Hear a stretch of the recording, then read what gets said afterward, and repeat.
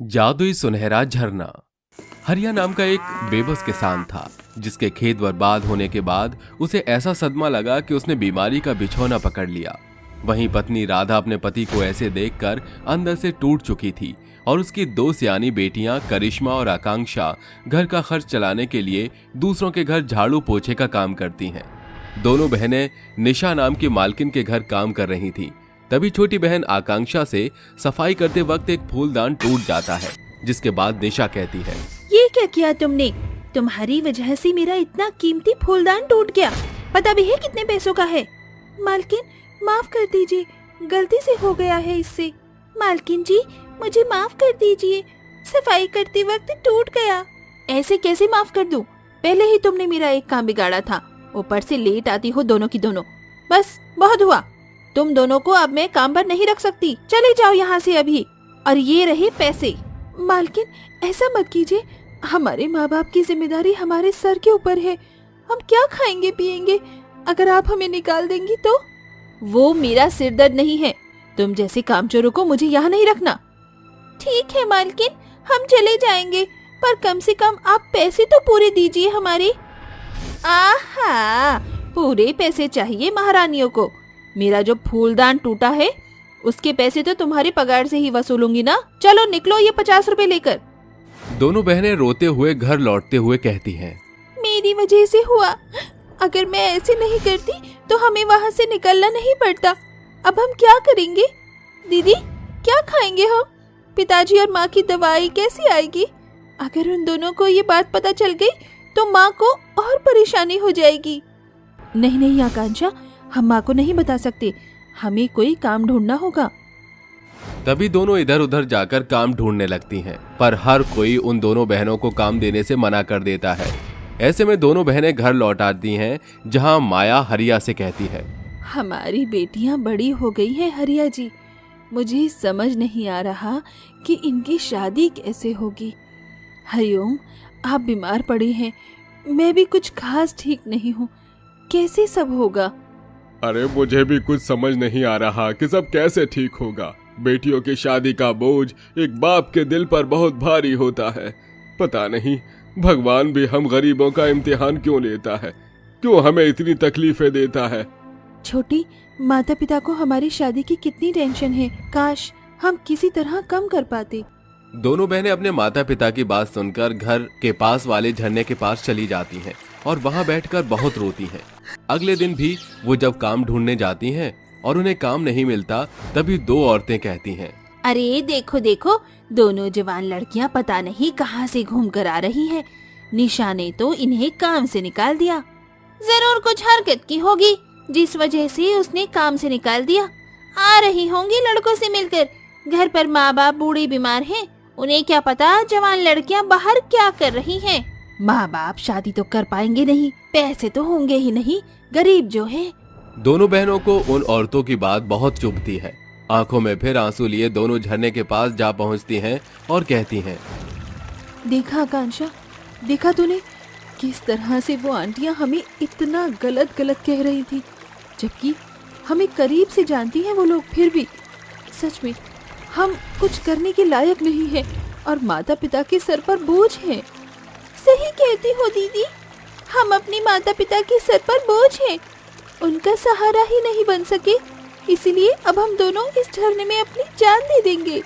दोनों बहनें जैसे ही झरने में डूबने जाती हैं, तभी वो जादुई झरना एक तेज रोशनी में सुनहरा झरना बन जाता है, जिसके आंख नाक का एक एक अक्ष बन जाता है और वो कहता है, अरे ये तुम दोनों क्या करने जा रही हो? जरा अपने माता पिता के बारे में सोचो। तुम चली जाओगी तो उनका ध्यान कौन रखेगा? तुम्हारी चिंता का समाधान है मेरे पास।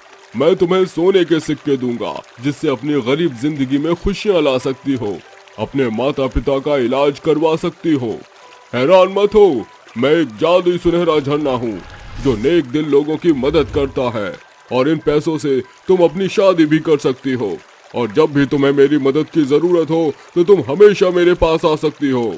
ऐसा कहकर जादुई झरना उन्हें सोने के सिक्के देता है, जिसे देखकर आकांक्षा और करिश्मा दोनों ही बहुत ज्यादा खुश हो जाती हैं और उसका शुक्रिया अदा करती हैं। अरे वाह जादुई झरना, तुम्हारा बहुत बहुत शुक्रिया। चलो दीदी, अब यहाँ से चलते हैं। अभी हमें अपने माता पिता का इलाज भी करवाना है। हाँ हाँ, अब देरी मत करो। आकांक्षा और करिश्मा दोनों बहनें सोना लेकर सुनार पर चली जाती हैं, जिसके बदले उन्हें बहुत सारे पैसे मिलते हैं। उन पैसों से वो पहले अपने पिता हरिया का इलाज करवाती हैं। डॉक्टर साहब देखिए, चाहे जितना भी पैसा लगे, लेकिन मेरे पिताजी बिल्कुल ठीक हो जाने चाहिए। हाँ डॉक्टर साहब, हमारे पिता हमारी दुनिया है और हम इन्हें इनके दोनों पैरों के ऊपर चलते हुए देखना चाहते हैं। चिंता मत करो और हौसला रखो, तुम्हारे पिताजी अपने दोनों पैरों पर जरूर चलेंगे। ऐसा कहकर डॉक्टर उनके पिता का इलाज करने चले जाते हैं, जिसके कई घंटों बाद डॉक्टर जब वापस उन दोनों बहनों के पास आते हैं तो उनसे कहते हैं, मुबारक हो, तुम्हारे पिता अब अपने दोनों पैरों पर चल सकते हैं। उनका ऑपरेशन सक्सेसफुल हुआ। ये सुनते ही दोनों बहनों की खुशी का कोई ठिकाना ही नहीं होता और वो एक दूसरे को गले से लगाकर बहुत खुश होती हैं। वहीं दूसरी तरफ से दोनों बहनें अपनी माँ की दवाइयाँ लेकर अपनी माँ को दवाइयाँ देती हैं, जिसके चलते अब उनके माता पिता दोनों ही बिल्कुल ठीक हो जाते हैं। पिताजी, अब आपको हमारी शादी करवाने की चिंता करने की कोई जरूरत नहीं है। अब हमारी शादी भी होगी और वो भी बहुत धूमधाम से। लेकिन बेटी, ये सब कैसे होगा? करिश्मा और आकांक्षा अपने पिता को जादुई झरने के बारे में सब कुछ बताती हैं।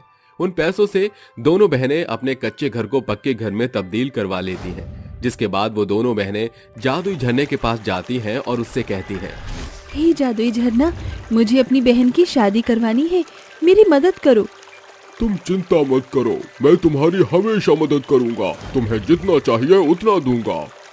जादुई झरने के इतना कहते ही जादुई झरने के अंदर से चमचमाते हुए हीरे बाहर की ओर जमीन की सतह पर निकलते हैं, जिसके बाद दोनों गरीब बहनें ढेर सारे हीरों को उठाकर अपने घर ले जाती हैं। मुझे तो यकीन ही नहीं होता कि दुनिया में इतने सारे चमत्कार भी हैं। आज तो कमाल ही हो गया। इतने सारे चमचमाते हुए हीरे मैंने अपनी जिंदगी में कभी नहीं देखे। अरे तुम दोनों बहनों ने मिलकर आज हमारी सबसे बड़ी परेशानी को दूर कर दिया है। हरिया अपनी दोनों बेटियों को गले से लगाता है, जिसके बाद वो आकांक्षा और करिश्मा के लिए अच्छे लड़के ढूंढता है और उन दोनों की शादी करवा देता है। हरिया जब अपनी दोनों बेटियों को विदा करने वाला होता है तो उनसे कहता है, अरे भगवान ने मुझे बेटियों के रूप में हीरे दिए हैं। तुमने तो वो काम किया है जो एक बेटा अपने बाप के लिए करता है। पिताजी, ये सब तो ठीक है, लेकिन जाने से पहले हम दोनों एक काम और करना चाहते हैं। हाँ बहन, ये काम हमें विदा होने से पहले ही करना है। दोनों बहनें मिलकर फिर से जादुई झरने के पास जाती हैं और उनसे कहती हैं, हे जादुई झरने, आज हमें तुम्हारी मदद की फिर से जरूरत है।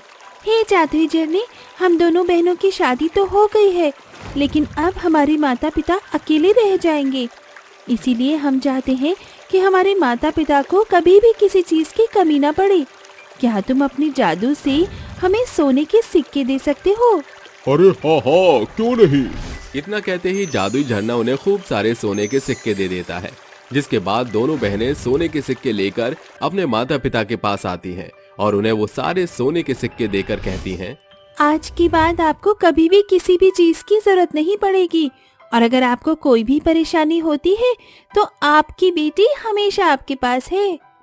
हरिया खुशी खुशी अपनी बेटियों को विदा कर देता है। शादी होने के बाद भी आकांक्षा और करिश्मा जादुई झरने की मदद से गरीब और बेसहारा लोगों की मदद करना शुरू कर देती हैं, जिसके बाद वो अपने जीवन में खुशी खुशी रहने लगती हैं और जादुई झरने का राज सिर्फ उनके परिवार तक सीमित रहता है। भोपालगढ़ में काफी दिन से बारिश नहीं हुई थी और इससे परेशान गांव वाले आपस में बात करते हुए बोलते हैं, भगवान पता नहीं क्या कर रहे हैं, इतने दिनों से बारिश नहीं हुई है और अगर ऐसा ही रहा तो हमारी फसल खराब हो जाएगी।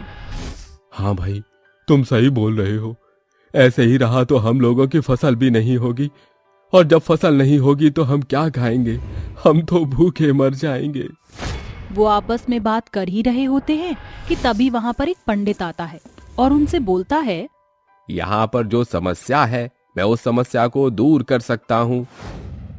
अरे पंडित जी, ऐसा कैसे हो सकता है? मैं एक पूजा करूंगा, उसके बाद देवी माँ प्रकट हो जाएंगी। इतना सुनने के बाद सभी गांव वाले पूजा के लिए हाँ कर देते हैं और उसके बाद पंडित पूजा करने लगता है। लगातार 2 दिन तक पूजा होने के बाद देवी माँ प्रसन्न हो जाती हैं और सभी गांव वालों के सामने प्रकट हो जाती हैं। देवी माँ को देखकर सभी गांव वाले हाथ जोड़कर खड़े हो जाते हैं और उन गांव वालों से देवी माँ बोलती हैं, बताओ मेरे बच्चों, क्या परेशानी है, क्या समस्या है तुमको? गांव वालों में से एक आदित्य नाम का एक बच्चा देवी से बोलता है, हे देवी माँ, हमारे गांव में पानी का नामो निशान नहीं है। हमारे गांव में सूखा पड़ा हुआ है। कृपया करके आप हम पर दया दिखाओ। उसकी मासूमियत देखकर देवी माँ मुस्कुराते हुए बोलती हैं, तुम चिंता मत करो, आज से तुम्हारे गांव में कभी भी पानी की कमी नहीं होगी और इस गांव में कोई भी अब भूखा नहीं सोएगा। तथास्तु। इतना कहकर देवी माँ गायब हो जाती हैं। जैसे ही देवी माँ गायब होती हैं, वैसे ही उन सभी को नदी के झरने की आवाज आती है। सभी लोग नदी की तरफ जाके देखते हैं, वहाँ पर पानी गिर रहा होता है। ये देख सभी लोग खुश हो जाते हैं और दोबारा कहीं सूखा न पड़ जाए, इसलिए वो सभी लोग नदी से जोड़कर अपने अपने घरों में पानी की टंकी लगा देते हैं और अपने अपने घरों में चले जाते हैं। अगली सुबह जब भोला अपने घर में अपना नल खोलता है, तब उसके बाथरूम में से मामूली पानी नहीं बल्कि सुनहरा पानी निकल कर आया। ये देख भोला बहुत हैरान हो जाता है और अपनी पत्नी मीना को आवाज लगाते हुए बोलता है, अरे भाग्यवान, कहाँ हो? इधर तो आओ जरा। आए हाय, क्या हो गया? क्यों इतना चिल्ला रहे हो तुम सुबह सुबह? देखो, ये कोई मामूली पानी नहीं निकल रहा है, बल्कि एक सोने का पानी निकल रहा है। इतना कहकर मीना बाथरूम में जाती है और सुनहरा पानी देखकर वो भी हैरान हो जाती है और वह अपने पति से बोलती है, अरे हाँ भोला जी, ये तो सोने का पानी है। ये पानी सिर्फ हमारे घर में ही आ रहा है या फिर सबके घर में आ रहा है? पता नहीं भाग्यवान। वो दोनों आपस में बात कर ही रहे होते हैं कि तभी वहाँ पर गांव वालों की आवाज आती है। उनकी आवाज सुनकर भोला और मीना बाहर जाते हैं और गांव वालों से पूछते हैं, अरे बिरजू भैया, क्या हो गया है? तुम सब ऐसे बात क्यों कर रहे हो? अरे भैया, हमारे घर में तो सुनहरा पानी निकल रहा है। क्या? सच्ची? हाँ भैया, आखिर ये कैसे हो सकता है? वो सब आपस में बात कर ही रहे होते हैं कि तभी आदित्य आता है और गांव वालों से बोलता है, अरे तुम सब लोग भूल गए क्या? देवी माँ ने हमें आशीर्वाद दिया था कि इस गांव के लोग कभी भूखा नहीं सोएंगे और इस गांव में पानी की कभी भी कमी नहीं होगी। अगर ऐसा है तो ये सुनहरा पानी हम नहीं पी सकते। इसको हम बेचकर पैसे कमा सकते हैं, लेकिन पानी पी नहीं सकते। और जब हम पानी को नहीं पिएंगे तो हम जिंदा कैसे रहेंगे? वह लोग आपस में बात कर ही रहे होते हैं कि तभी वहाँ पर पंडित जी भी आ जाते हैं और उनसे बोलते हैं, इसका जवाब हमें नदी के पास जाकर ही मिलेगा। आखिर ऐसा क्यों हो रहा है? इतना कहकर पंडित और सभी गांव वाले सुनहरी नदी के पास चले जाते हैं और वहाँ पर वे सभी देवी माँ का ध्यान लगाना शुरू कर देते हैं। ओम नमो नमः। हमारे गांव में क्या हो रहा है? भगवान बता दो। वह लोग भगवान का ध्यान कर रहे होते हैं कि तभी उस सुनहरी नदी में से तेज रोशनी निकलती है और उसमें से देवी माँ निकलती हैं और उनसे बोलती हैं, मेरे बच्चों, तुम लोगों को क्या परेशानी है? तुम लोगों ने मुझे एक बार फिर याद किया है। बताओ, मैं तुम्हारी क्या मदद कर सकती हूँ? देवी माँ, हमारे गांव में पानी तो आ गया, लेकिन ये सुनहरा पानी है। ये सोने का पानी दूसरे गांव में हम लोगों को बेचकर खाना ले सकते हैं और अपना जीवन अच्छा बना सकते हैं, परंतु हमें पीने की पानी की आवश्यकता है। ये पानी अगर ऐसा ही रहा तो हम पानी न तो पी पाएंगे और न ही पानी से कोई काम कर पाएंगे, और यदि ऐसा ही रहा तो हम जिंदा नहीं रहेंगे। मेरे बच्चों, ये सुनहरा पानी जरूर है, लेकिन यह पानी तुम अपनी जरूरत के हिसाब से ही इस्तेमाल कर सकते हो, क्योंकि इस गांव में अभी बहुत ही ज्यादा गरीबी है। इसलिए तुम सभी लोगों के घर में सुनहरा पानी आया है। तुम अभी जाकर देखो, तुम्हारे घर में एक सादा पानी आएगा। यदि तुम्हें आगे से कोई भी जरूरत हो तो तुम सीधा इस नदी के पास आ जाया करना और अपनी इच्छा जाहिर करना। आज से तुम लोगों के घर में सादा पानी ही आएगा, और जब भी तुम्हें किसी चीज की जरूरत होगी तो तुम मेरे पास आ जाया करना। तथास्तु। इतना कहकर उस जादुई सुनहरी नदी में देवी माँ फिर से विलीन हो जाती हैं और सभी गांव वाले अपने घरों में जाते हैं। अपने घर का नल खोलते हैं तो उनके घर में सादा पानी ही आ रहा होता है। एक तरफ वो सभी गांव वाले उस सुनहरी नदी की वजह से अमीर होते जा रहे थे, तो वहीं उस गांव में बाहर से लोग उस गांव का दौरा करने के लिए आया करते। देखते ही देखते वह गांव बहुत ही मशहूर हो गया और जब भी किसी गांव वाले को पैसों की जरूरत होती तब वह लोग सुनहरी नदी के पास जाते और उस नदी से मांग लेते। वह नदी सादे पानी से एक सुनहरा पानी बन जाती और लोग उस पानी को भर के दूसरे शहर में भेज देते।